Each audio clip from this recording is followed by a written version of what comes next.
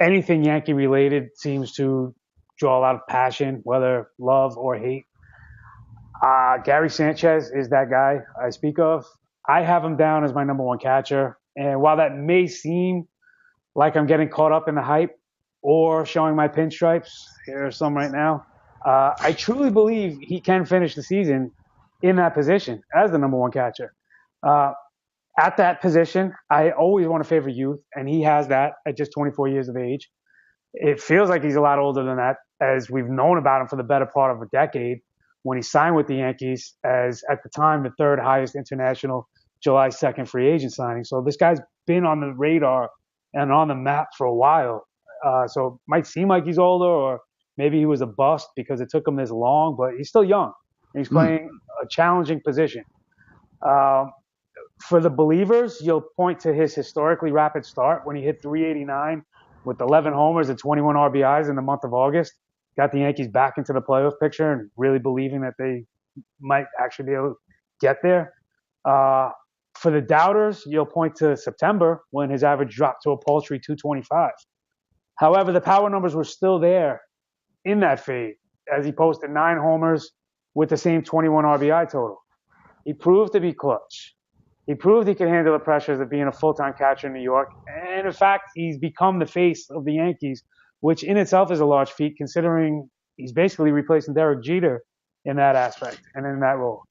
Um, he was a career 275 hitter in the minors, which feels like a very reliable average to expect from him. His floor is as safe as any, in my opinion, and that alone should put him in the top 5 at the catcher position. But there's all that upside to drool over. I mean, he's going high. He's going as a second catcher off the board. You're gonna have to take him around pick 48, which really puts a premium on him. So it really comes down to, do you believe it was real or do you think it was just a flash in the pan? And me personally, I believe it was real. So I believe he holds that value. Now, Ralph, being the Boston homer he is Oh, probably the going to tell you disqualifiers already. every reason why you should hate Gary Sanchez, not just as a baseball player, but personally as well. Why St. Leon is a far superior catcher. Why Blake Swihart is just waiting to emerge as well. But I will let Ralph speak and plug my ears while he talks about who's becoming one of my favorite players. Yeah, I'm assuming the Blake Swihart thing was just like a shot at us as catchers or whatever. But fine, it's okay, whatever. I don't really care about either of those guys. And obviously Gary Sanchez is better. I mean, that's without question. We saw what this guy could do when he gets hot. He went through a streak like this in Arizona back in 2015. So not this year's Arizona Fall League, but the previous season where he showed off his catcher defense, hit 7 home runs. I think he led the league. It was another Yankee, just like Gleyber Torres, who we'll talk about in another time, on another episode, who had a huge Arizona Fall League. And I think he sort of had the confidence he built from there. The numbers were good in AAA. He looked good in AAA. Once he came up to the majors, things just got out of hand, ridiculous. I mean, he had 20 homers in like 54 games or 53 games. There's 30 home runs between AAA and the majors. Do I think he has 30, 40 home run pop next season? No, I think he's probably a 25 homer guy. But I think he can hit 25 homers from the catcher position. He's going to be playing every day. His home games in Yankee Stadium, in ballparks around the American League East frequently as well, which is a good thing. He has the ability to slot in some games at DH and first base. Some of those spots have sort of opened up in the Yankees lineup, so they have some more flexibility in terms of how they fill out the lineup card. And his defense has gotten good enough that he's going to play every day. Now, in terms of the numbers that are a little disconcerting, and the reason that he's not better than Babe Ruth, he's not going to hit 75 home runs, this, sort of ridiculous pace that he was on last year. One of the big things is the 40% home run to fly ball ratio. That is way unsustainable. I mean, like a 20% home run to fly ball ratio is high, but 40% is absurd. There was some bad contact there.